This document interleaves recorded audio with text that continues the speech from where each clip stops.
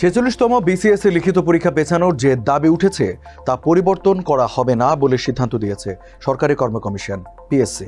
10 April সংবাদ বিজ্ঞপ্তির মাধ্যমে এই সিদ্ধান্ত জানায় পিএসসি। দর্শক, এসব নিয়ে এখনকার টিবিএস নিউজ আপডেটস, সাথে আছে আমি রঞ্জু ইফতেখার।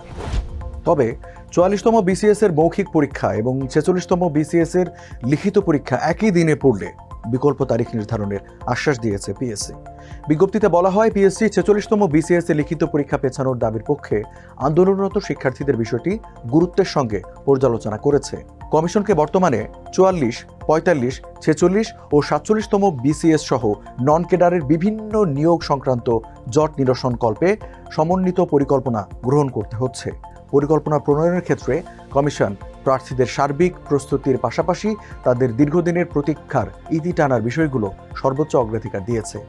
বিজ্ঞপ্তিতে বলা হয়, বিসিএস পরীক্ষা সহ অন্যান্য বড় বড় পরীক্ষা যেমন নন ক্যাডার, সিনিয়র স্কেল বিভাগীয় পরীক্ষার প্রস্তুতিতে প্রশ্নপত্র ছাপানো, উত্তরপত্র ছাপানো এবং বিভিন্ন পরীক্ষা কেন্দ্র নির্ধারণ বিপিএসসির জন্য একটি বড় চ্যালেঞ্জ।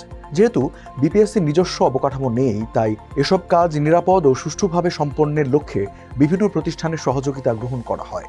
সার্বিক বিষয়ে এই ধরনের পরিস্থিতি থেকে উত্তরণের জন্য প্রার্থীসহ সবার সহযোগিতা চেয়েছে পিএসসি। 46তম বিসিএস এর লিখিত পরীক্ষা পেছানোর দাবিতে 8 এপ্রিল মঙ্গলবার আন্দোলন করেছেন কয়েকজন প্রার্থী। লিখিত পরীক্ষা পেছানো না হলে পাবলিক সার্ভিস কমিশনের পদত্যাগ দাবিতে আন্দোলন করার ঘোষণাও দেন তারা। ওই দাবির প্রেক্ষিতে পিএসসি 10 এপ্রিল বিজ্ঞপ্তি দিয়ে তাদের সিদ্ধান্ত জানালো। দর্শক, এই ছিল এখনকার টিবিএস নিউজ আপডেটস। আর সংবাদ ও বিশ্লেষণ জানতে টিবিএস এর সাথেই থাকুন।